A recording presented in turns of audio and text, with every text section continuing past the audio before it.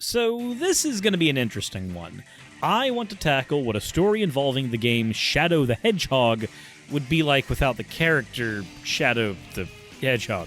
If you haven't seen the first video in this series, I highly advise you do so. It covers the first part of this story after Shadow dies in Sonic Adventure 2, and without it, you'll be missing some vital context for what we're going to be doing in the story. With that said, all I ask is that you subscribe and maybe even hit the bell notification icon if you haven't already, and maybe even check out Patreon? Maybe? Alrighty, let's lay a couple groundwork things here first. In the previous video, Rouge was not actually involved in the story of Sonic Heroes because, as far as I'm concerned, the secret treasure she was searching for in Eggman's base was actually just Shadow all along. Despite her saying she still needed to find the treasure at the end of the game, I know I read the comments on that, I just disagree. That said, Rouge will be a part of this story since we are going to be talking about a lot of stuff that Gun does, and, well, she's employed by Gun. We also need to talk about the Gun Commander. He's going to be filling a very different role this time around. In the original Shadow the Hedgehog story, a lot of what he did was react to things Shadow did because he held a grudge on Shadow, because he blamed Shadow for the Space Colony Arc incident where everybody got killed and then, Maria died and all that other fun stuff. Without Shadow as a catalyst, he really doesn't have as much reason to be directly involved in things, but we're still going to be doing some fun stuff with him. Next thing, I really like the idea of teams in Sonic Heroes. It's a thing that I really wish the series would carry forward more often, and uniquely, we're going to have to be keeping characters together a lot more often in this story since the way the structure of Shadow the Hedgehog works is Shadow enters a level and finds two companion characters, usually either Black Doom or Eggman, or one of the good guys. Because we don't have access to Shadow, we're going to have to reshuffle a lot of these groupings a bit. Some characters will remain in their original locations, things like Charmy finding secret discs and the like is probably going to still be happening on its own, whether or not we focus on them in the story. But bear in mind, as far as an original timeline for Shadow the Hedgehog, that doesn't exist. You see, in Shadow, there's 326 different tracks you can take throughout the game, and not all of these events can be canon at the same time, especially not the 5+ ways Eggman is killed by Shadow. The arc also falls apart in one timeline and then is completely okay later. Everything comes together for a final ending, and even that's not super well explained in the original. There's honestly no way to determine which of these events happened and in what order, because unlike Adventure 2, we don't have a countdown for the events of this game. Adventure 2 really is the last game that we would get something like that. But I think that covers just about everything. I think it's time for our story to begin. Our story begins in Westopolis, about an hour before the beginning of the Black Arms invasion. Black Doom is currently scouring the nearby areas for signs of Shadow and coming up blank. In the original story, we find out that Shadow was not able to be animated by Gerald Robotnik through his science alone. He needed a blood donation from Black Doom, and they struck a bargain that if Black Doom were to give his blood to Shadow, which Gerald needed because he wanted to make sure his daughter Maria could live, and Shadow was made as a cure for the disease that was killing her, he basically struck a deal with the devil. He would give Black Doom the Chaos Emeralds at the promised time, and in exchange, he would be able to save his granddaughter's life through the creation of Shadow. We find out that there's a black comet that always comes to Earth around the same time every 50 years. Black Doom had access to the Space Colony Arc because the Black Comet was on its way to Earth 50 years ago when Shadow was created. And now that it's been another 50 years, the Black Comet is on its way to Earth again, so Black Doom is here. It's the promised time, but Shadow the Hedgehog isn't here. The connection that he shares with him through their blood is yielding no results in scanning the landscape. I've always figured that it's because of the blood connection Black Doom has to Shadow that he's always able to find him conveniently wherever he happens to be in the original story. But in our story, Shadow is dead, so there's no such luck for Doom. Without Shadow here, finding the Chaos Emeralds is going to be a lot more problematic for him. The original agreement, of course, was for Black Doom to be given all 7 as soon as he arrived at the promised time, but as it stands, he has no way of easily retrieving them. Infuriated, he decides it's time for the invasion to begin, and begins sending in his waves of Black Arms aliens into Westopolis. This is both so that he can subjugate the city, and make it more easy for him to scour the place for Chaos Emeralds. He wants what he was promised, and the Earth is going to burn so that he can achieve that goal. In the original story, the only member of the cast who was in Westopolis was Sonic, but this time, I think Tails should be there as well. While I'd like to bring Knuckles in as well, let's assume he's on Angel Island, and he's just now trying to head his way to help Sonic and Tails protect the city. Unfortunately, Knuckles is going to come across the Black Arms ruins, which we know from the original game can convert into a floating fortress comparable to the Egg Fleet. For obvious reasons, Knuckles is going to get caught up here as he's discovering the Black Arms here, trying to get the ruins operable. Knuckles will be busy here for the time being, leaving the protection of Westopolis to Sonic, Tails, and Gun. Speaking of Westopolis, back there, the invasion has begun. Black Doom's armies are falling out of the sky, and Gun has been called to help local law enforcement defend the city. Westopolis is in a chaotic state, and it is in this moment that Sonic rushes his way into the city. Tails has brought the Tornado 3 from Sonic Adventure 2 into the fray, since his combat prowess, while fair, isn't exactly up to snuff in an alien invasion. It's probably faster to fly to Westopolis using this machine as well than just relying on his own speed. It's also just irresponsible not to bring the big guns, literally and figuratively. Sonic shouts, "Glad you made it, Tails!" as the Tornado 3 descends from airplane form and transforms into a mech, blasting a couple of black wings that are on their way to swoop in to attack Sonic. "What are these things?" Tails exclaims, splitting his focus between conversation and offense. "No idea, little buddy, but they're attacking the city, so smash them first, ask questions later." Tails nods, trying to press ahead with his mech.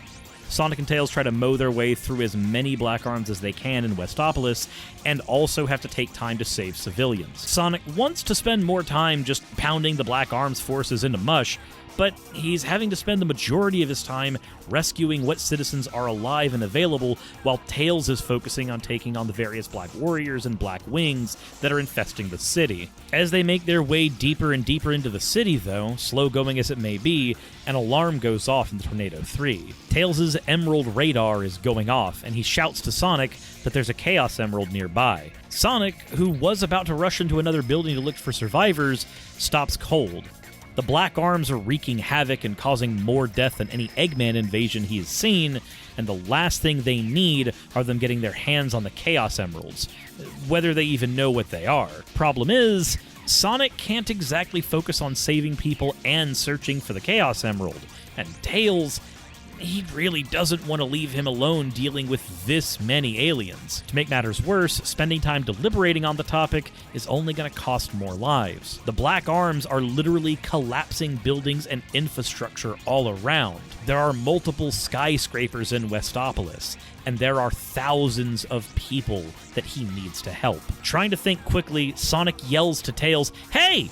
See if you can get Gun to focus on evacuation instead of fighting these things. I'll search for the Emerald. Give me your radar!" Wordlessly tossing the radar to Sonic, Tails gets to work hacking into the Gun radio waves. Sonic, for his part, rushes off, bouncing off every alien he can, desperately trying to get a bead on the radar. Latching onto the right radio wave, Tails hears a gruff voice on the end of a speaker. "Eliminate them all! Get them out of our city!" Tails doesn't know this yet, but he's currently hearing the Gun Commander who witnessed the creation of Shadow the Hedgehog 50 years ago. For his part, the Gun Commander is watching video feed of the assault on Westopolis, trying desperately to get the situation under control and to keep his mental state as stable as possible. The Black Arms, these black aliens, he's been here before. He knows.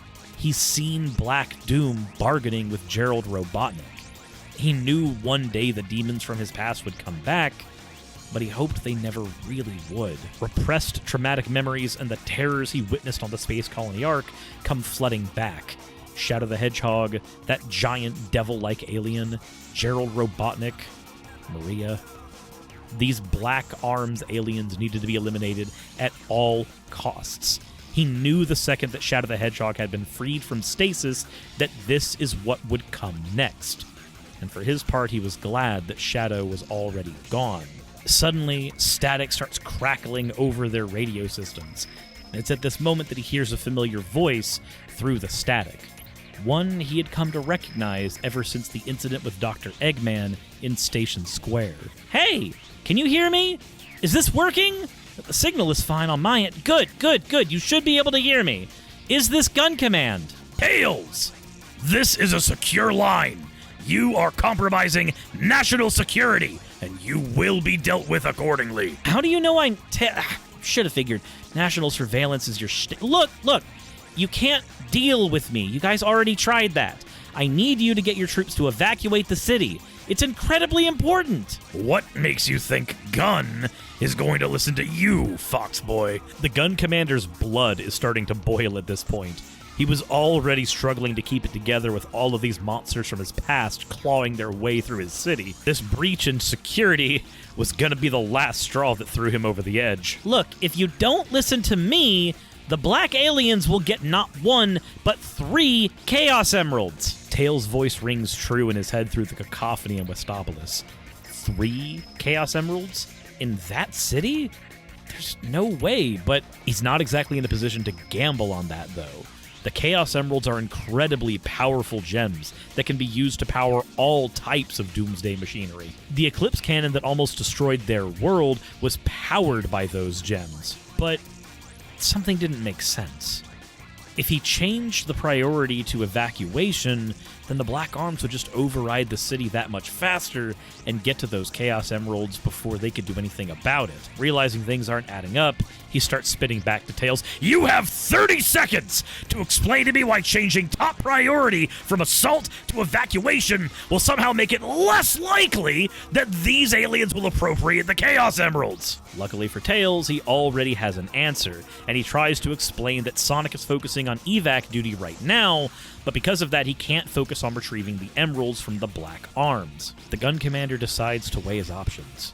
Evacuating the city meant if Westopolis was finished, but the city was already halfway in ruins. Surely Gun could handle it still, right? But no, he had to admit, getting reinforcements into Westopolis was going to take hours with troop transport, with the first bolstering force being at least half an hour away. Sonic and Tails were already there. If all the gun forces in the city focused on evacuating citizens exclusively, that would save several lives, and maybe even more than trying to just maintain fighting within the city. Controlled chaos only works for as long as you can maintain that control. If there's no citizens left in the city, and the Chaos Emeralds are gone, what do the Black Arms really gain strategically by taking over Westopolis? The US has thousands of cities, and it's not like he can't just call his troops into the city once they finally did arrive on the scene. So he decides it's time to acquiesce. He tells Tails that he has 30 minutes to get the Chaos Emeralds, get out, but then he wants to speak with him directly in person. They have a lot to discuss. Tails thanks him, tells him to pick a time and place, and they'll be there. With the line cut, the gun commander begins to issue his orders. Back at Westopolis, Sonic notices a shift in troop behavior. Gun forces are no longer duking it out in the streets and are now entering the surrounding buildings and interacting more with civilians than they are with the Black Arms, focusing only on defense.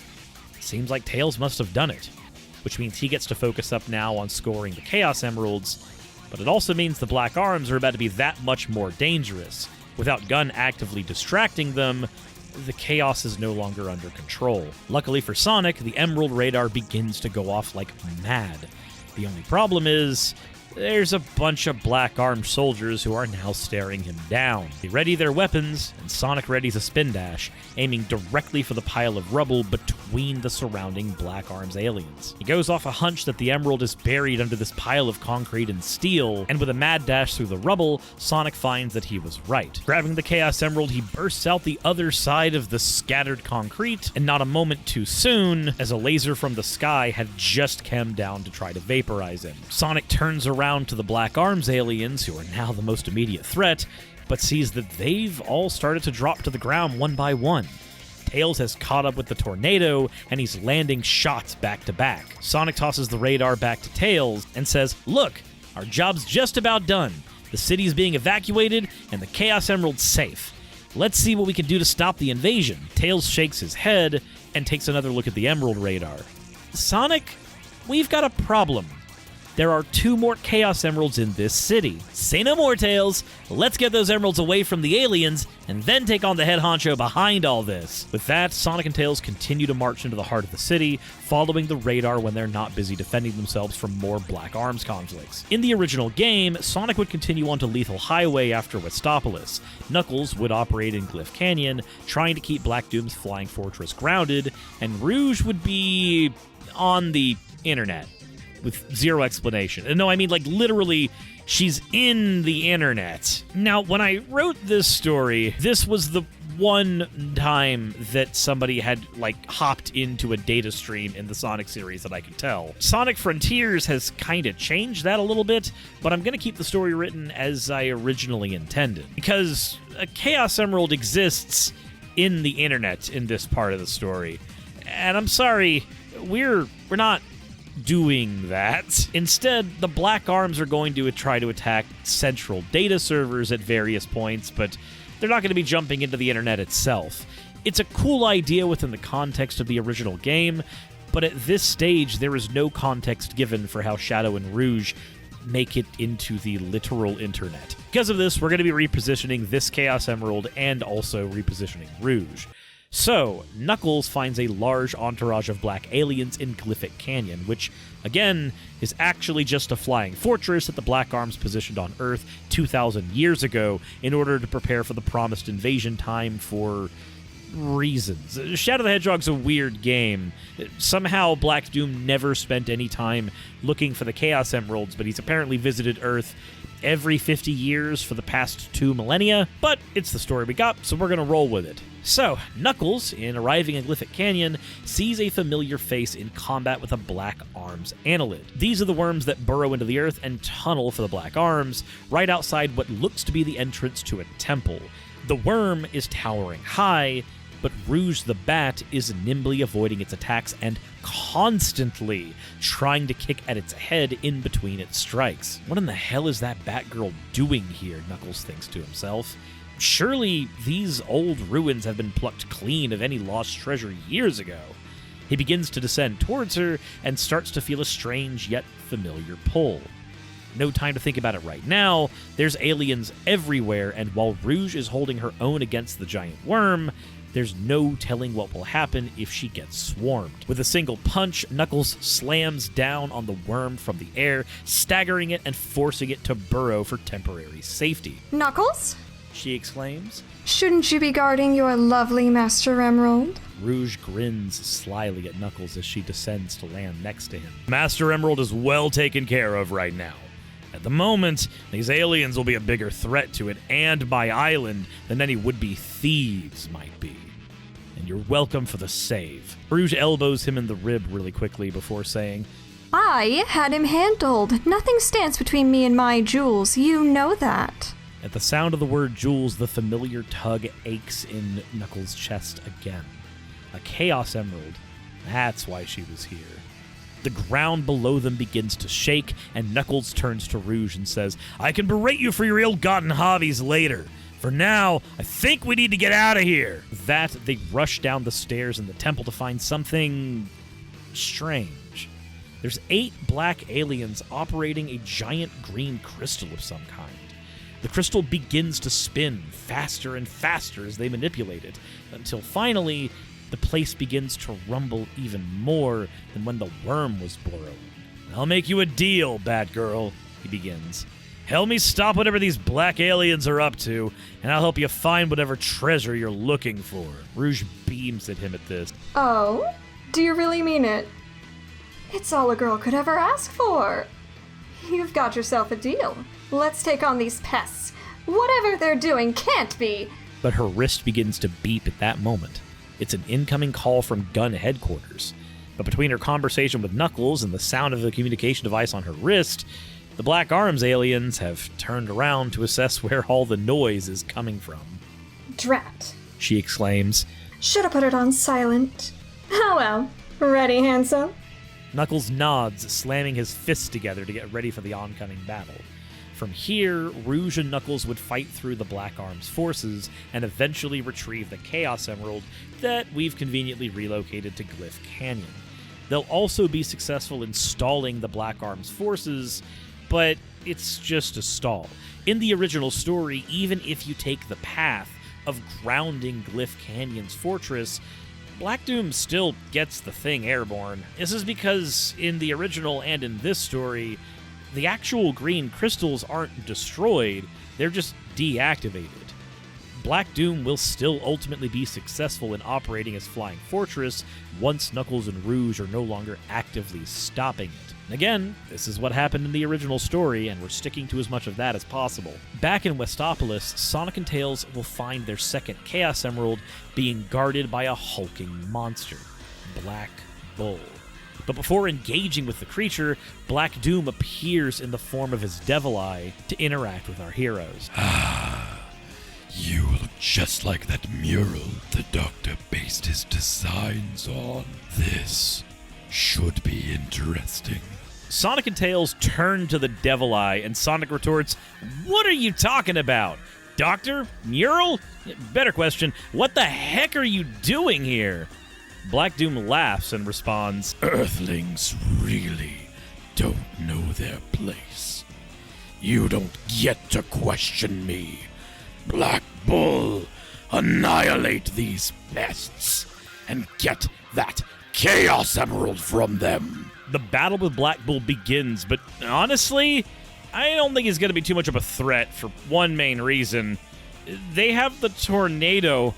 In the original fight, ranged weaponry is the only way to attack Black Bull, and considering that Tails is here with his weapons all trained on the beast, and Sonic is here as well, I mean, they're just going to make quick work of the guy. This will help them snag the second Chaos Emerald from Black Doom. In the original story, there's a third emerald in Westopolis, but we're going to let the Black Arms keep a hold of that one. Let's assume they've got it already and are just as confused as I am about how 3 Chaos Emeralds were all shoved into the same narrative location when there's 326 different possible branching paths in the original game's story. With Black Bull defeated, a call comes in on the Tornado's phone system. Tails answers it and then turns to Sonic. "It's the Gun Commander. I think it's best if we exit the city. They've just about got everyone out, and they're forming a perimeter." "No worries, little buddy. We'll head out. Nothing more to do here anyways." Outside the city, Sonic and Tails see a fleet of gun airships drop in, with one larger one heading the fleet. They head to the largest ship, figuring the Gun Commander is likely there, and of course, as the hatches open, he does in fact step out and gruffly addresses them. Sonic, Tails, as you well know, our world is under attack. It's not just Westopolis that's been hit, though areas with higher concentration of Black Arms aliens probably contain Chaos Emeralds. "With all due respect, sir, how do you know that?" Tails begins. "There were a few in Westopolis, but that's not enough data to go off of." Just then, 2 more figures step out of the ship to address Sonic and Tails. "Because we found a buttload of those creeps around some ruins where we found this." Knuckles gestures to Rouge, who's currently holding the purple Chaos Emerald that they absconded from Glyph Canyon with. "Rouge? Knuckles? What are you two doing with Gun?" Sonic belts. Well, I happen to work for them, Big Blue. Rouge starts. And they were kind enough to offer our ill-tempered friend here a lift too, under the condition we're all able to work together on a little project of theirs. "Project?" Sonic says, glowering at Knuckles. Knuckles nods his head to the Gun Commander, implying that it's his job to explain. "Yes. Since you're all here, it's time to go over the particulars. Gun can handle a good bit of the brute force these aliens are throwing our way, but there's some key locations they appear to be congregating in, and I think it's important we send experienced people to those locations to aid our forces. Our world is under siege, and right now, we'll take any and all experience we can get.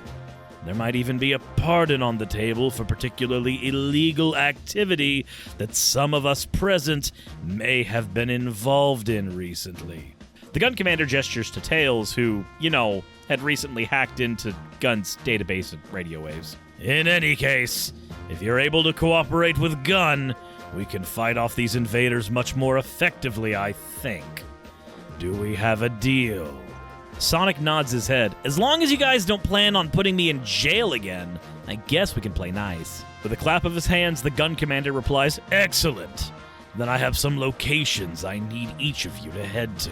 Rouge, I need you heading to Cryptic Castle.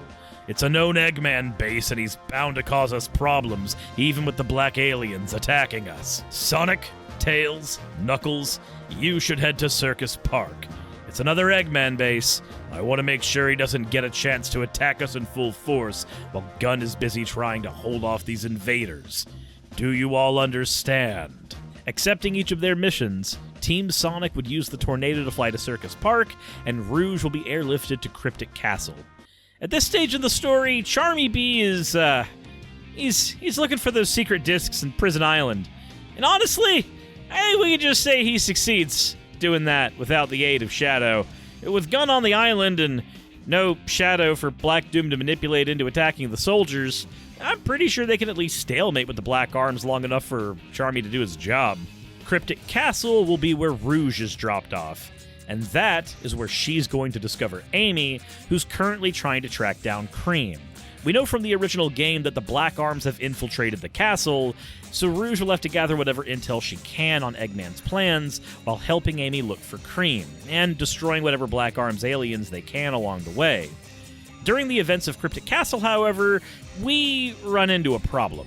You see, in the original story, the Egg Breaker boss battle happens here, so this is where Eggman is currently stationed. However, I think it's better if we position Eggman in Circus Park instead. You'll see why later. Rouge and Amy will end up successful in their mission to track down Cream, who's currently barricaded herself into a central data room to protect herself from the Black Arms. Busting down the door with her Pico Pico hammer, Amy shouts to her friend, Cream, we're here for you. You don't have to hide anymore. Cream, with Cheese the Chow in tow, turns her head to the broken down door with Amy and Rouge running in. Miss Amy! Thank goodness you're here! And who's your friend?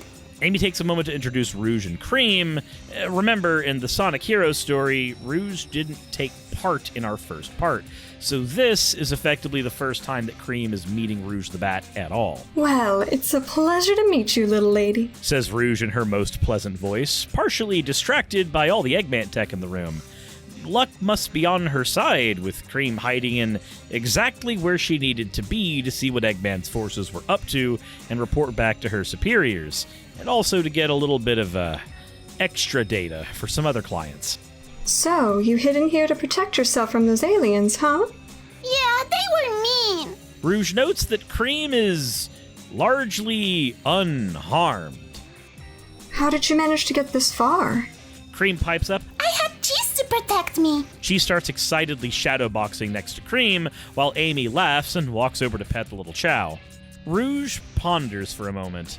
If Cream and Cheese made their way here through not only Eggman's guards, but also the Black Arms forces, how many robots did she destroy? How many knocked out or dead aliens has this child and Chow been responsible for? Did she even need to hide in this room? What even is Cream? Rouge decides to file Cream and Cheese under the don't mess with them until absolutely necessary category, and just smiles and nods before making her way to the computers. It's time to get to work. There's enough craziness going on. Meanwhile, at Circus Park, Team Sonic get there and notice that their Emerald radar is beginning to go off. At the same time, Knuckles tells the group that he can feel a Chaos Emerald close by. They have two, Rouge has one, and this would make a fourth one for their team, with of course the fifth one being held by Black Doom currently. The team will make their way through the park, destroying the Eggman robots they find along the way, until suddenly they hear gunfire, followed by a zip of a blue blur streaking past them, stopping their team in their tracks.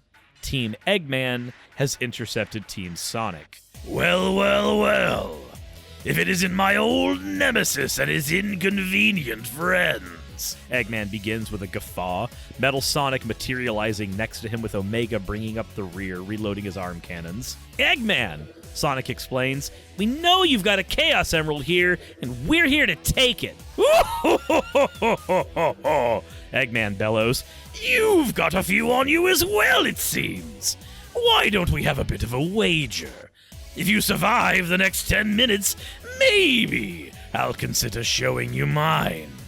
And if you don't, well, I guess I'll be prying them from your stiff, cold hands. Eggman enemies will be eliminated. Omega blurts while Metal Sonic is brandishing his claws. Knuckles slams his fists together with Tails readying the tornado for battle. It's going to be Knuckles versus Omega in a battle of power, Eggman versus Tails in a battle of wits, and Sonic versus Metal in a battle of speed. Honestly, it's hard to say who would win this fight. We know Sonic can beat Metal on the best of days, but we know it's not really that easy.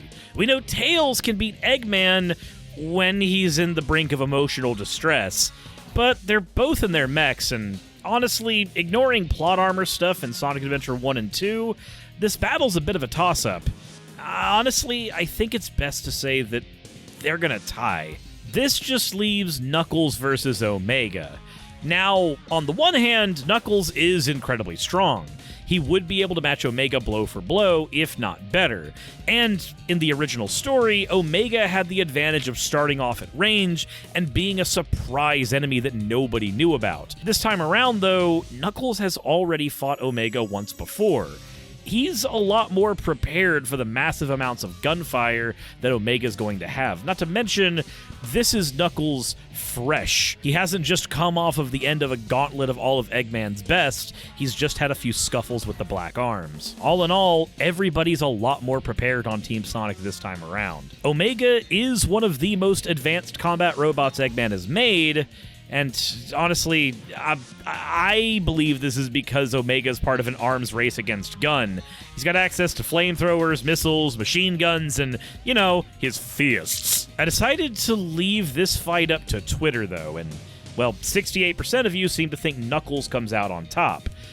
For my part, I believe that the advantage Omega had during the first story in the series would be, you know, mainly because Knuckles had never seen Omega.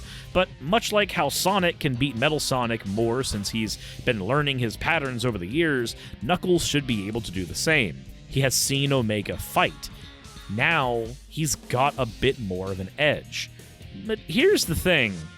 I don't think measuring the outcome of this fight by who wins is going to work. While Sonic, Tails, and Knuckles may ultimately come out winning the battle, let's assume Eggman pulls a Sonic Adventure 1 style bit of sneakiness here. While Metal and Omega may be grounded temporarily by being injured by Sonic and Knuckles, Eggman can electrocute Tails' tornado mech, forcing Tails to jump out of it, meaning the Chaos Emeralds inside are now exposed.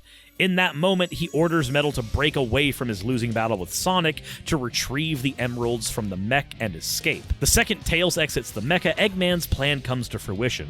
Metal Sonic grabs both emeralds from the mech and suffers less from the electrical shock than Tails would have, and immediately turns on his turbine and jets out. No! Tails yells, revving up his tails to go after Metal Sonic. You'll never catch up, Tails! I'll handle it! Sonic yells, but just before he can spin dash to chase Metal, his world becomes engulfed in flames. E123 Omega has begun torching everything. All the while, egg ponds are beginning to close in on their perimeter. Tails jumps back into his mech now that the electrocutions are over and yells for Sonic and Knuckles to hop in. They're getting overwhelmed, and it's time to retreat. Team Sonic and Eggman disperse from their fight, one team claiming victory, but the other team claiming the true prize. Team Eggman may have lost the fight, but they've got the Chaos Emeralds. Sonic and Knuckles begin arguing over who caused their loss, but Tails, ever the voice of reason, has to interject, letting both of them know that infighting is exactly what both Eggman and the Black Arms would want. All that matters is that as long as Rouge has her Chaos Emerald, neither of their opposing sides will have access to all 7. Single emeralds may be powerful, but you need all 7 to truly make your wishes come true. Meanwhile, Team Eggman heads for yet another Eggman base, the one in Cryptic Castle, since just as the fight was concluding, Eggman received a warning from his central data systems. An insanely huge flying object has been spotted exiting Glyphic Canyon's ruins, and it was several times larger than his original egg carrier. Whether this was some new weapon in Gun's arms race against him, or some technology brought in by the Black Arms, he needed to get back to his base right away and prepare the Egg Fleet to launch and intercept it. After that skirmish with Sonic and his friends, him, Omega, and Metal can't stay at the Circus Park base. They might not be as lucky in another encounter with Team Sonic, and if you plan to take over the world, he can't really do that if the world is being subjugated by the Black Arms aliens. As an added bonus, both Sonic friends and Gun will be distracted by fighting these opposing forces. Whatever this flying monstrosity was, he planned on mobilizing the Egg Fleet and grounding it with the full force of the Eggman Empire. At this stage, Eggman has no idea that the Black Arms are here to get the Chaos Emeralds as well, or that Black Doom is, a thing, and has been an instrumental hand in constructing Shadow the Hedgehog. In fact, at this stage, Eggman's categorized Shadow as just a memory, a powerful but ultimately failed organism of his grandfather's design, nothing more. Also, it's around this point of the story that Black Doom would find the Red Chaos Emerald. We never see in the original game how or when he finds this thing, so let's say now is the moment he finds it. Now works as well as any other time, I guess. This is also around the part in the original story where Shadow androids came up, and in the original Shadow the Hedgehog game, this was a way to make Shadow question his identity and all that other fun stuff. I'm gonna be honest, the Shadow androids are not going to be part of the story. My reasoning is that without having Shadow in the pod from Sonic Heroes, Eggman never gets more than basic combat data from him. As a result, he doesn't have enough stuff to construct the Shadow androids. They're never even a thought in his mind.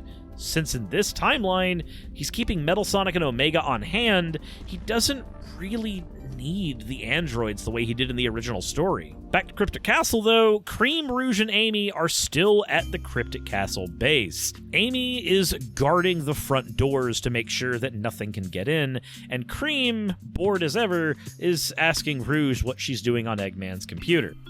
Oh, me? Gun has some beef with Eggman, and they're paying me to find the locations of all his bases by tapping into the Eggnet.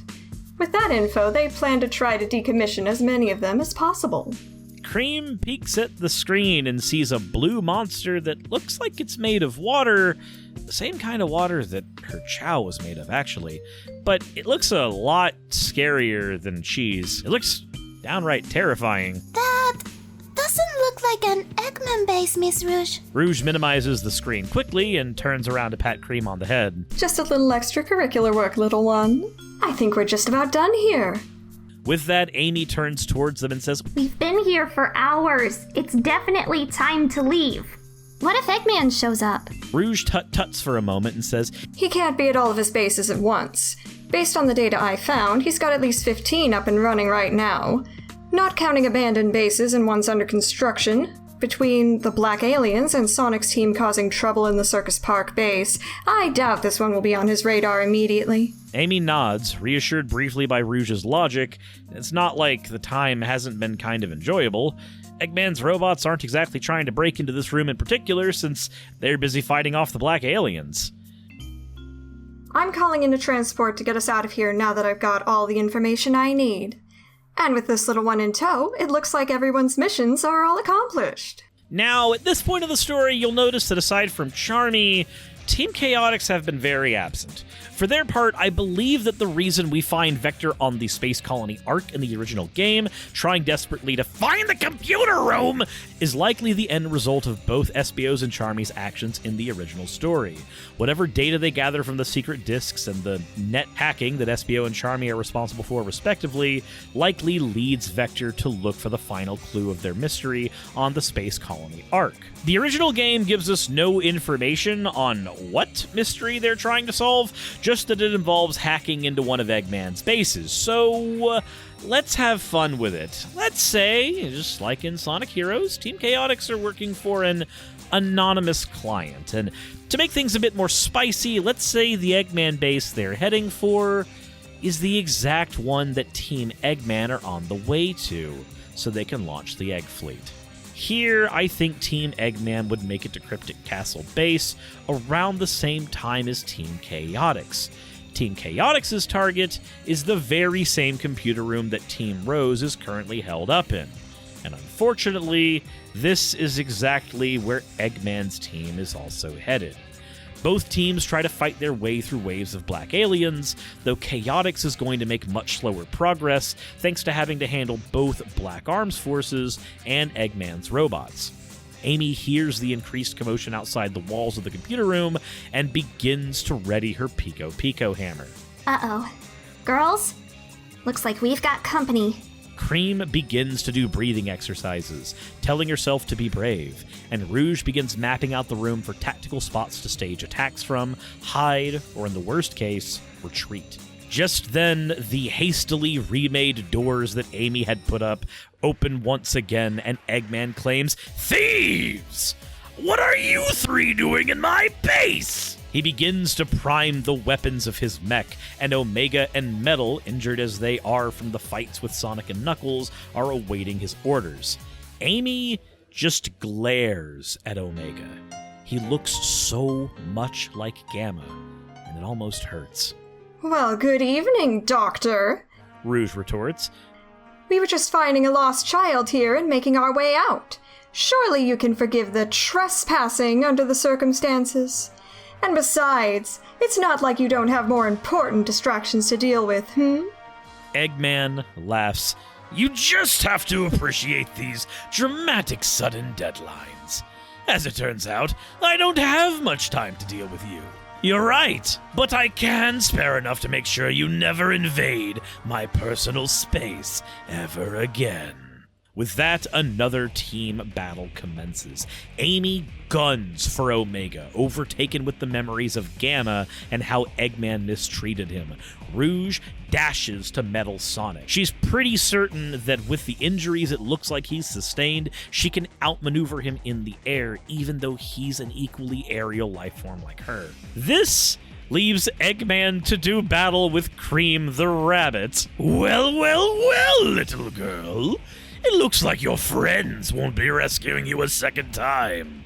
Come now, let's move! Just then, Eggman is socked in the face by Cheese the Chow, leaving Eggman to flail uselessly against Cream's enraged best friend.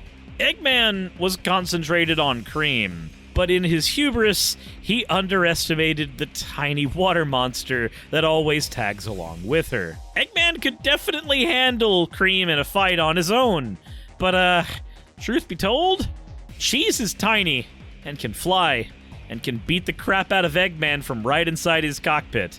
The Eggwalker is not designed to handle that kind of enemy. Omega! Get this awful little pudding creature off of me! As Omega turns to aim his guns at Cheese, his arm cannon is knocked away with the force of Amy's Pico hammer. Absolutely not! I will not let you hurt Cheese, Mr. Robot! Omega's red eyes train themselves on Amy. My designation is E123 Omega. You are annoying. You will be eliminated. Amy jumps out of the way as one of Omega's claws crash down on the ground where she was just standing. Useless! Eggman shouts while desperately flailing against the Chow. Useless bucket of bolts! I'll handle this myself! Eggman tries desperately to find the handgun that he stashes in all of his mech's glove boxes. And yes, that's a thing he does. If you don't remember, he literally pulls out a Glock against Tails in the IDW comics. But between the Chow pummeling and bruising him, and the sound of what he can only guess is a spin dash, he's not having any luck. Just then, his mech topples over as Cream the Rabbit's fully charged spin dash collides with his mech. It's not enough to damage it, but the force of being knocked down has dislodged Eggman completely from his seat, forcing him to retreat while Cheese and Cream chase him. I mean, let's be honest, have you ever seen him put on a seatbelt in that thing? Wow, Amy begins. he doesn't treat you very well, does he? Omega thrashes at her once more, claws extended. The battle with Team Sonic hadn't left him in peak condition, and Amy was proving to be more of a nuisance than he had originally calculated.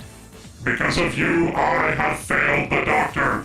You must be eliminated.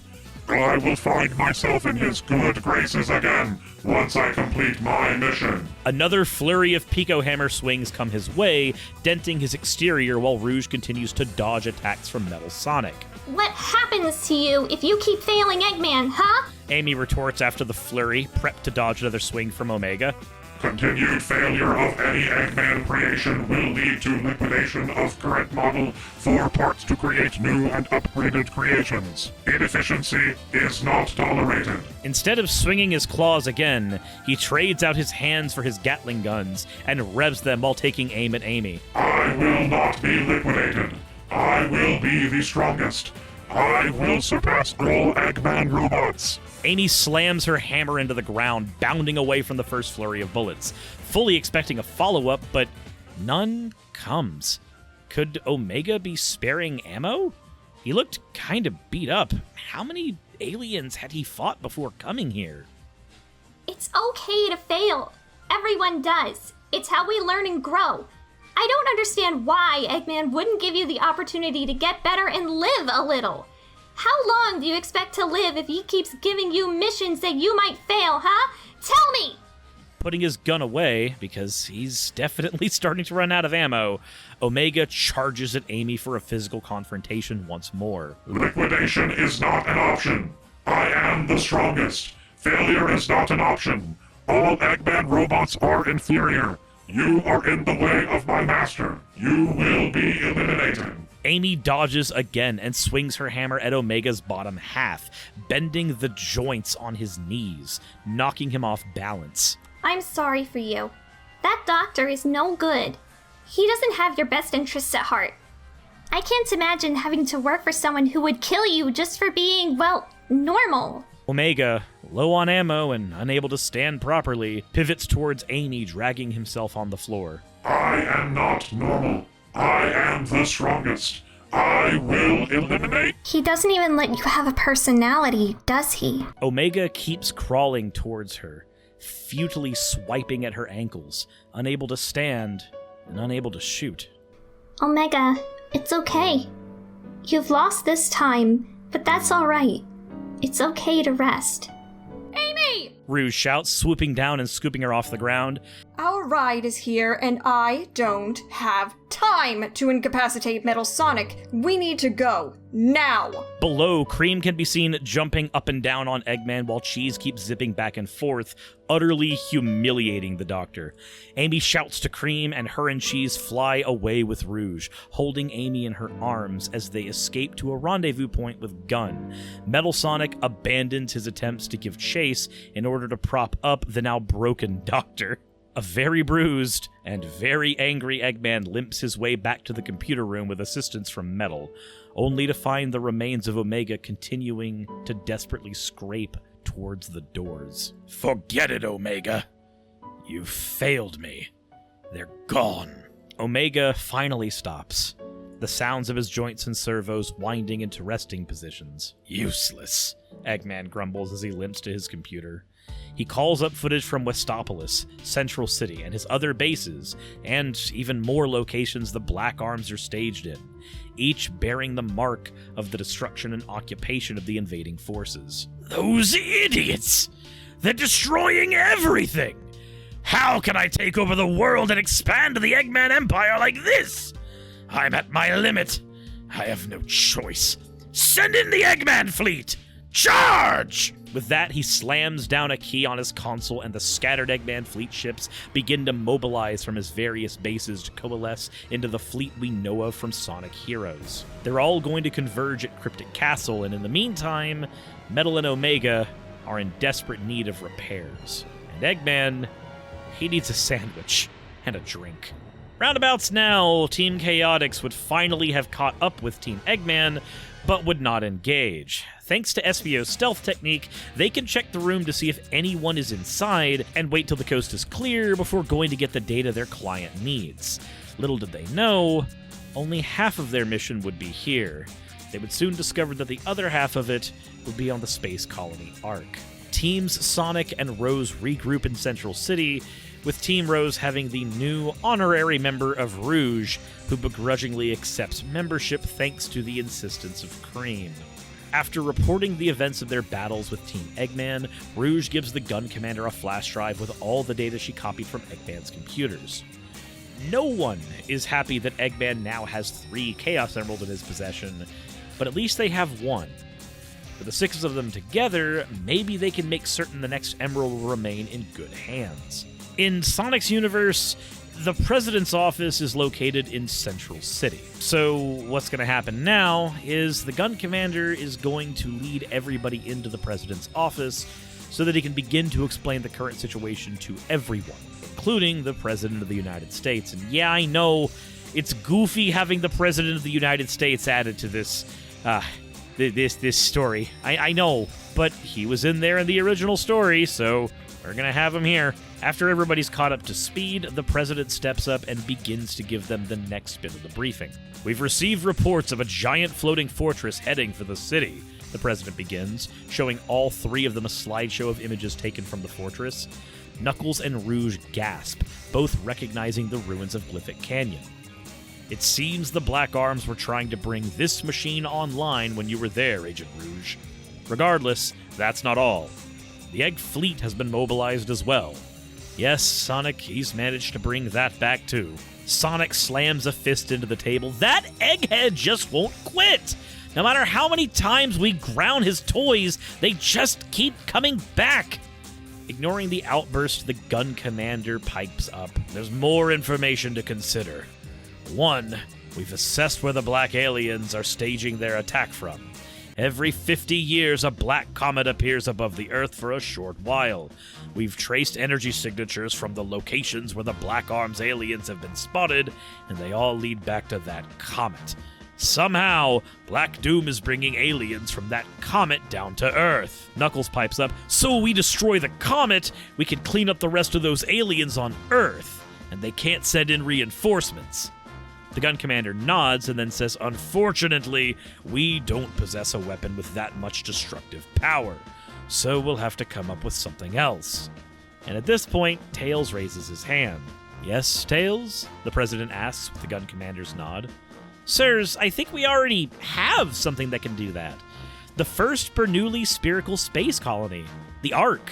He sits up. The Eclipse cannon on the Ark had the power to destroy a country with 6 Chaos Emeralds, right? Well, with just a couple of emeralds, it should have enough charge to destroy a stray comet. Or, at the very least, destabilize it enough to make a difference. The gun commander considers this. The Ark. The last thing he wanted to do was go up there again, but if he just sent Rouge and Team Rose and Sonic up there, surely they could get the job done without his help. They'd all been there before, and it would probably work. Gun could handle the Black Arms here, and the floating fortress was being handled by Eggman, apparently. He shouldn't look that gift horse in the mouth. It was settled.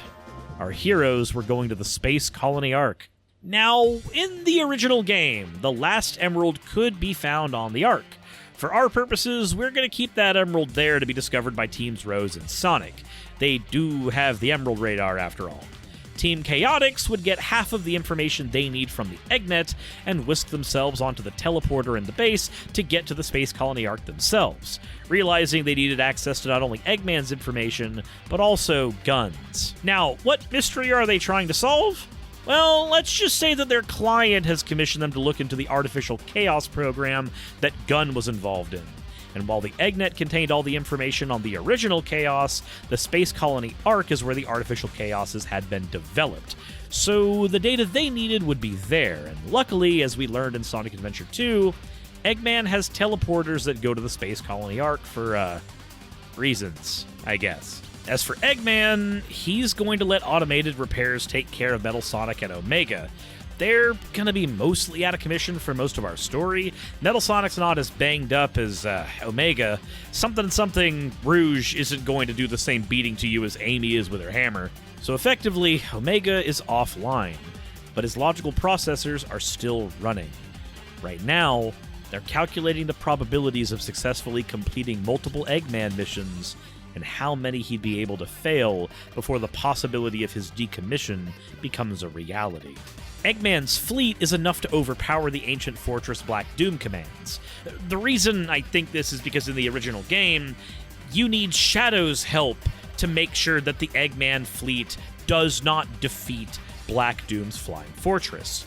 And, I mean, the Flying Fortress is a non-factor in the final fight, so yeah, I'm just going to go ahead and say that the Egg Fleet takes this W. Eggman's sensors would, however, alert him to the usage of his teleporter. Someone was going to the Space Colony Ark, and he had no idea who would do that or why. So with that, a bruised but somewhat patched up recovering Eggman heads back to his base to get into the Egg Walker. He will be on his way to the Space Colony Ark as well to investigate. From here, Team Rose and Sonic will discover the last Chaos Emerald on the Ark. Well, the last one for us. They don't know that Black Doom has currently gotten 2 emeralds. Tails guesstimates that this will, in fact, be enough to power up the cannon just a little. A couple of emeralds should be enough to get a little bit of a charge. It's not like the Black Comet is as big as, a country. With 6 emeralds, Eggman was able to destroy half of the moon, so a couple emeralds should be enough of a charge to destroy the comet. These two teams try to make their way to the Eclipse Cannon control room, while Team Chaotix make their way to the Space Colony Ark's Data Central room. Or, yeah, we'll just call it the computer room. Unfortunately, things are about to become much harder for everyone involved. Contingents of Black Arms aliens begin making their way onto the Ark as well. Turns out, Black Doom has been keeping up with Sonic's movements since Westopolis using the Doom Eye. He knows of their plan, and he's mobilizing enough of his forces to squash both Team Rose and Team Sonic. Nobody has been given ample time to recover from their multiple battles, and that's not going to make things look good for them. What Black Doom doesn't know is that Team Chaotix is also here, and a very disheveled, very angry, very bitter, and violent Eggman is about to show up as well. And we know from Sonic Adventure 2, Eggman is no stranger to taking on entire military forces on his own. Team Chaotix find what they're looking for, try to download their data, and get off the Ark as fast as they can. But they're stopped by a contingent of invading Black Arms forces. Even with their combined efforts, they have to fall back, but the Black Arms seem to be funneling them, forcing them back into a single location. The same location that Team Rose and Sonic are trying to get to. Vector yells out as he sees Team Sonic, "Hey, Sonic, Tails, Knuckles, we brought company! A little help!" Both Team Sonic and Rose whip around to see the absolutely massive wave of Black Arms aliens chasing Team Chaotix as they rush towards them. Sonic rushes towards the army, trying to knock down the front force and trip them up, and shouts to Vector, "Come on! We're gonna put a stop to all of this! Come with us!" All 3 teams rush for the Eclipse Cannon room and try to barricade themselves in. Laser blasts begin rattling the door, and they know that it's not going to hold for long. But at least it's a good choke point for the Black Arms. Tails immediately puts their 2 Chaos Emeralds into the Eclipse Cannon console and tries to get the Ark to angle itself and aim at the Black Comet. Hitting a moving target isn't exactly going to be easy. As Tails is inputting commands into the console, Cream clutches onto Rouge, scared of what she just witnessed chasing them into this room. Amy holds on to Sonic, which, to his credit, Sonic allows, for now. Knuckles assists Team Chaotix in barricading the door. Meanwhile, On the other end of the arc, Eggman has just arrived, and he is following the sounds of blaster fire to find a wave of Black Arms forces, hundreds of them crammed into the corners of the colony, all outside the Eclipse Cannon control room. If you idiots think I'm going to let you blow up the Earth with that thing, you've got another thing coming. You can't even use it to destroy the Earth without all the Chaos Emeralds. And now I'm going to make sure you all burn. Eggman opens fire, mowing down the first wave of Black Arms forces, but he can't advance through them, nor can they really advance on him. The Eggwalker was designed to infiltrate gun establishments and take on entire militaries on its own, but what it lacks in ability to destroy small targets, it does make up for power against literal armies. Problem being, he's not able to move through that army. Tails gets all the information input into the Eclipse Cannon that he can and tries to take a firing shot at the Black Comet, but something has gone wrong. When he hits the button to fire, the room begins to shake. They all hear an explosion, and something has gone horribly wrong. It turns out attempting to operate the Eclipse Cannon under the stress the Ark has already gone through, and without sufficient power, has caused a massive malfunction, and the Ark is beginning to collapse. On top of that, there's a lot more commotion outside their room, and it's gotten a lot louder. But the worst part? Unbeknownst to Tails and everyone else, Black Doom has been watching the entire time. He knows that Rouge has 2 emeralds. He knows that Eggman has brought 3 with him onto the Ark, and with the 2 he's collected already, that makes an even 7. Doom teleports himself onto the Ark, and then teleports the entirities of Team Rose, Chaotix, Sonic, and Eggman himself onto the Black Comet. It's time for the ritual to summon the Black Comet to Earth to begin. Now, the original story is a bit confusing here. In Cosmic Fall, the space colony begins to collapse, but in the end it's stable enough to fire its cannon at the Black Comet. I'm gonna be honest, I think that this is a narrative disconnect due to Shadow the Hedgehog having, like, a ton of non-canon levels and just 2 canon ones to the story, Westopolis and then, of course, Last Story. For this reason, once the heroes and villains are teleported off the Ark using Chaos Control, I'm gonna leave the Ark to fall apart. At least let the malfunction on it make the entire thing inoperable. Sorry, but Shadow throwing the Black Comet into the Eclipse Cannon is an awesome moment from the original game. But I think I want to make our heroes rely on something a little more different and less continuity shattering. Also, the original story gave no explanation as to how everyone just appears on the Black Comet for the final story. So, we're going to be changing that to Black Doom teleporting everybody there for the convenience of eliminating them all in hostile territory and also getting their Chaos Emeralds all at once. We need to patch up that plot hole in the original narrative. With everyone gathered on the Black Comet, Black Doom finally introduces himself to the party, since up to this point, most everyone has only interacted with the Doom or Devil Eye, if they've interacted with him at all. He explains his evil, maniacal plan to teleport the Black Comet to Earth and drain it of its energy. With that, he warps the Black Comet to Earth, explaining that the comet could not make it to Earth on its own. He needed all 7 Chaos Emeralds so that he could use a superpowered Chaos Control to warp it to the planet's surface. And this is where our final battle will begin. The emeralds amplify the space-time control powers of Chaos Control.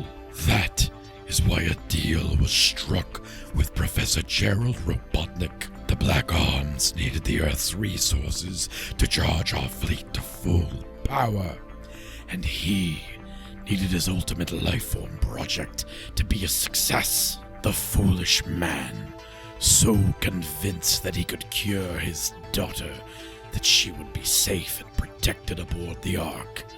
Little did he know the creation of Shadow, would be his and his family's undoing.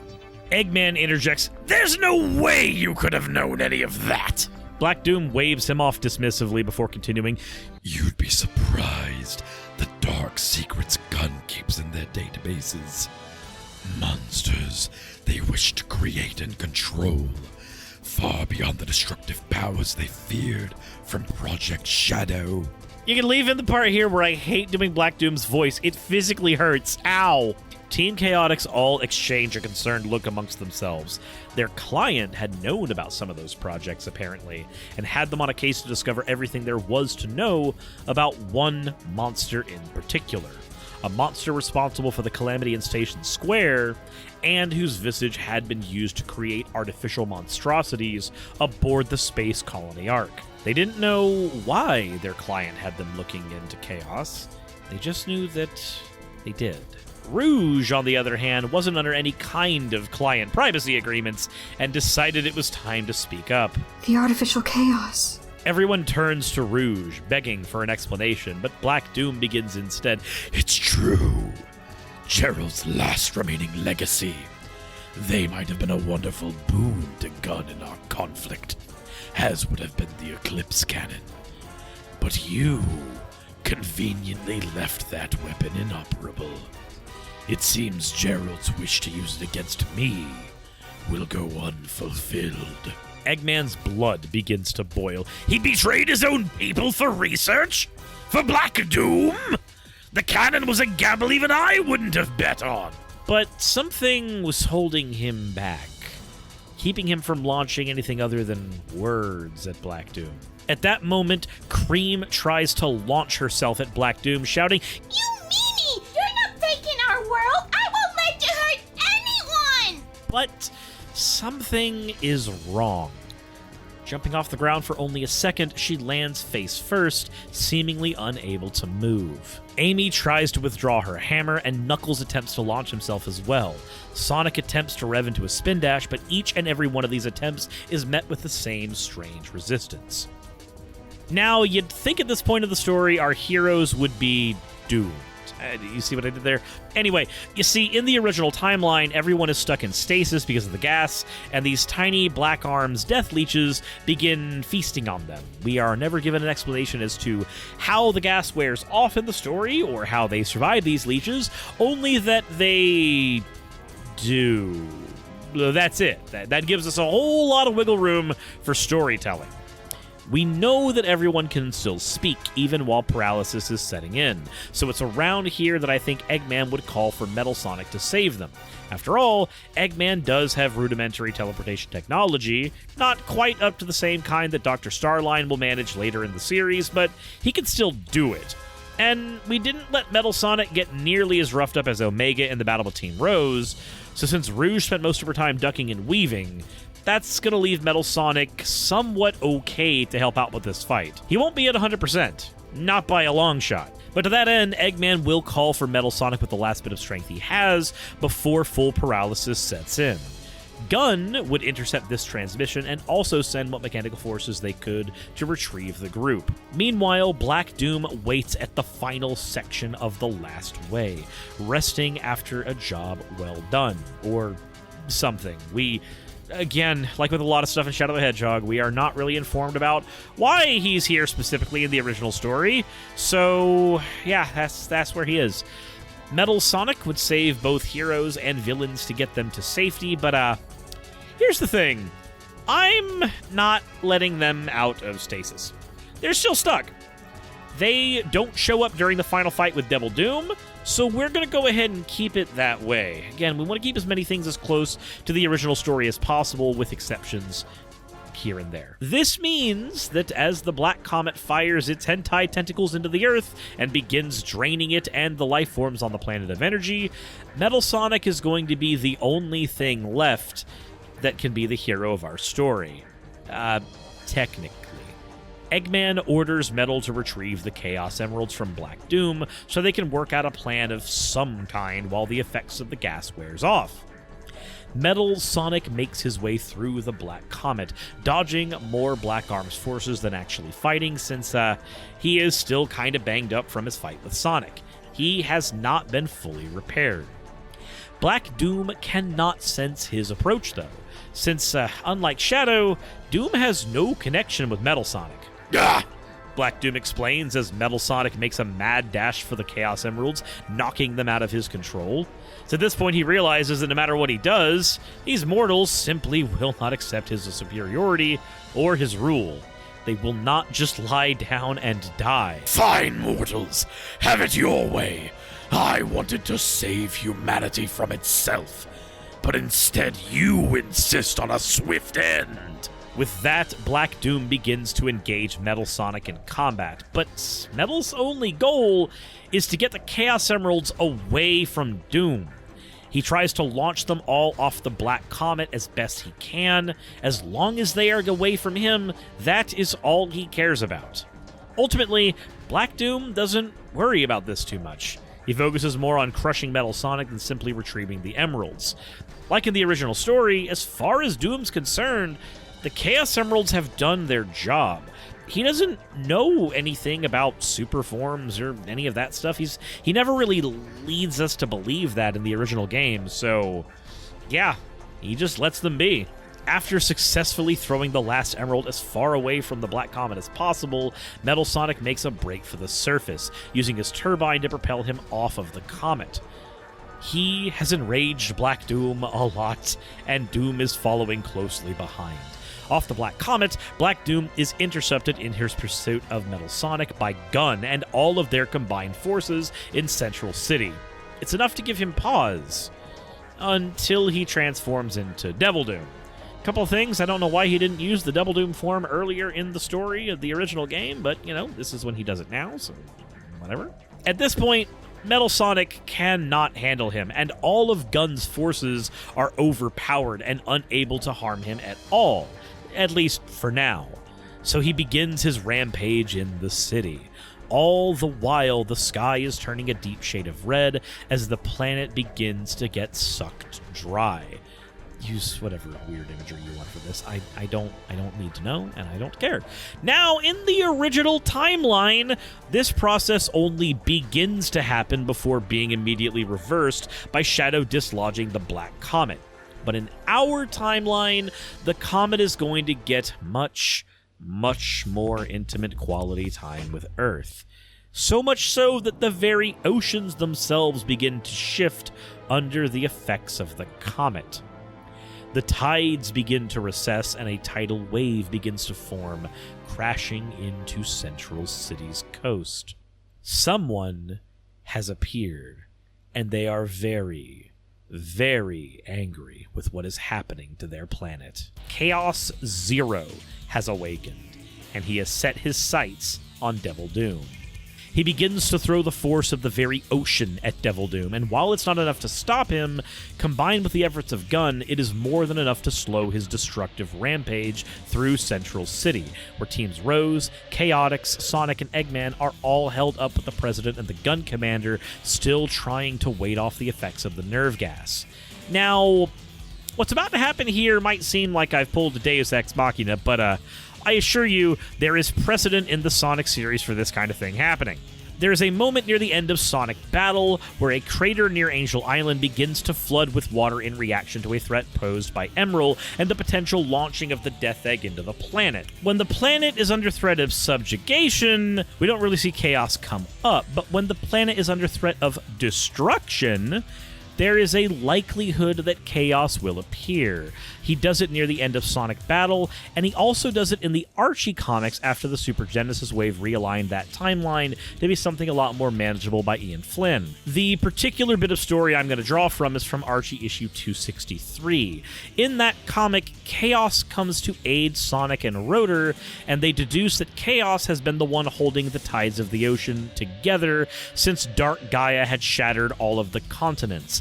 This was not really explained in Sonic Unleashed, but chaos existing is a really good reason for the oceans not to literally fall into the Earth's core.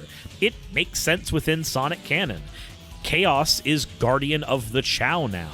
It's the reason he went after the Echidna civilization originally, and it is the reason he can hold the oceans together now. He will do everything in his power to keep Chow safe. So if the world is about to be destroyed, Chow are about to die, and Chaos is going to have none of that. In our canon, Chaos has moved from a god of destruction to a god of protecting the world, or at least the Chow who live in it.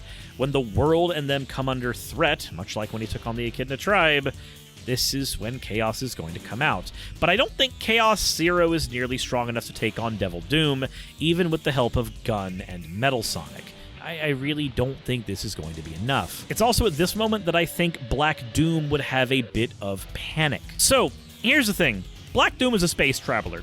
He's been traveling around on the Black Comet for ages. He knows about the Chaos Emeralds, and he knows they reside on Earth. And he's had that knowledge for 2,000 years. I think Black Doom was familiar with the original water-based ancients that found their way to Earth. Now, this is new story that we found in Sonic Frontiers, so if you haven't played that game, please go play that before I say this next part. But in that game, we see creatures that look exactly like Chaos Zero that are going around and trying to save their new planet, since their old one was destroyed, from what we find out is called the End. They are the reason Chaos Emeralds are on Earth, and they are also the reason that we have Chow now. Their species died off, and Chow are basically the remnant of what we have. It's why when a Chow touched the Master Emerald and mutated into Chaos, he looks like the Ancients. All of that biology is still there. Those several years of evolution have not changed what they are at their core. For this part, there's a tinge of familiarity and even a little bit of panic in Black Doom as he notices Chaos Zero. An ancient is here on Earth? That should not be possible. They should be wiped out. They should be dead. There is no reason that one of them should be here on this planet. Their civilization is completely gone. The Chaos Emeralds are a remnant that he planned to utilize. But the actual ancients that brought him here, they're gone. But he can't change the reality that's currently smacking him in the face with the power of the Earth's oceans. At this point, the Gun Commander receives reports of what's happening in Central City. The tidal wave, the reemergence of Chaos, and perplexingly, the fact that Chaos is now fighting on their side. Sonic immediately turns to Eggman, as best he can anyway, and says that he needs to order Metal Sonic to get as many Chaos Emeralds as he can to Chaos. Chaos may not be able to handle Devil Doom in his current state, but Perfect Chaos was enough to cause even Supersonic some trouble originally. The President and the Gun Commander seem trepidatious, since the last time we saw Perfect Chaos, he destroyed Station Square. But Tails backs Sonic's strategy, stating that while it is a gamble, the likelihood of Chaos flooding this city is a lot lower than what happened in Station Square. Back then, Chaos was filled with hate and fueled with the need for revenge left over from what happened not only with the Echidna civilization, but with Eggman. This time around, he's not attempting to destroy humanity, he's trying to defend it, or at the very least, defend the ground they're standing on. Tails utilizes the evidence of the tidal wave crashing into Central City's shores, but not going so far as where any civilians were located, merely that it was used as a form of transportation. Everyone agrees that this makes sense, and this is probably the only plan they have, so Eggman makes the call. Metal Sonic's new mission is to retrieve the Chaos Emeralds he tossed off the comet and get them to Chaos as fast as possible. One by one, Chaos Emeralds are transported into Chaos in the battle, and bit by bit, we see Chaos go through his evolutionary stages, from Chaos 1 and 2 to Chaos 4 to the really grotesque Chaos 6, and Black Doom is currently too weighed down by suppressing fire to stop any of this. With each and every Chaos Emerald, Chaos is becoming larger, stronger, and his attacks are carrying much, much more weight. The final transformation begins, and more water from the ocean becomes incorporated into his form, and Perfect Chaos emerges. All onlookers are still as they wait and see if this will be enough to handle Devil Doom, and see if they'll all be flooded to death in the process. Perfect Chaos looks down at the Gun soldiers, and at that moment, the Gun Commander calls for them all to fall back. Better safe than sorry. At this point, anyone else getting in the way of these two titans will just be at risk. Even Metal Sonic is called back to the last lines of defense to make sure that Eggman doesn't get offed in case this doesn't work. And now we are left with a kaiju battle between Perfect Chaos and Devil Doom. At first, both titans seemed like they might be evenly matched. Devil Doom panicking because he did not know the Ancients could do this. What were the actual powers of the Chaos Emerald? He's only known them as things that power devices and power his already incredible capabilities with chaos control. This is a lot more than he's bargained for. Devil Doom starts pulling up bits of street, building, and cars and other debris to try to fend off Perfect Chaos, but there's a problem. He can't do any damage to him. Everything he throws at him just passes through his body. Unless he specifically hits Chaos's brain, then everything just passes through his watered body harmlessly. Devil Doom becomes desperate, flinging everything he can and trying to breathe fire at Perfect Chaos while being whipped by his tentacles. But all that water that evaporates from Chaos from the flames just gets replaced by more water from the ocean. Black Doom uses Chaos Control to call in several meteors from the Black Comet and fire lasers at Perfect Chaos, anything to try to hit his brain. Finally making just a little bit of headway, Black Doom begins to try to gain the upper hand in the fight, and it's starting to work. Once this water creature is destroyed, the planet will be much easier to control and drain. But Chaos seems to have noticed the shifting tides of battle as well, and as such, has started to disengage from the fight. He can't keep fighting Devil Doom. The Earth is screaming in protest, and he can feel it, and the source of that pain is the Black Comet. That is his new target, and that has to be destroyed. Perfect Chaos envelops the comet, smothering it and cutting off its ability to infect the world with more of its nerve gas, and then cuts the lines of the comet that it had dug into the Earth, preventing it from draining more of the world. His tentacles cut through more and more lines, disconnecting the Black Comet from the world. Devil Doom shrieks in protest, "No!" Even if he wins now, it won't mean anything. Perfect Chaos begins to pull the Black Comet in the ocean, intent to crush it to pieces with the immense pressure of the bottom of the sea, drowning all of the Black Arm's forces that are left on that rock. And without the Chaos Emeralds, Black Doom can't just teleport the entire comet away. It's over. His plan has failed. It's now just him. Whatever forces he still has left alive on Earth, his broken ruins of a ship, versus the entirety of the world's military might, which is getting harder and harder to deal with every minute. A giant water monster that can come back whenever it decides it's time for the fight to be over, and the combined efforts of all the heroic teams as they recover from the nerve gas. And worst of all, Eggman. Even if Devil Doom could annihilate all of the gun forces, he still would not be able to contend with the Egg Fleet on his own. At this point, even being able to beat Chaos doesn't mean that he can win.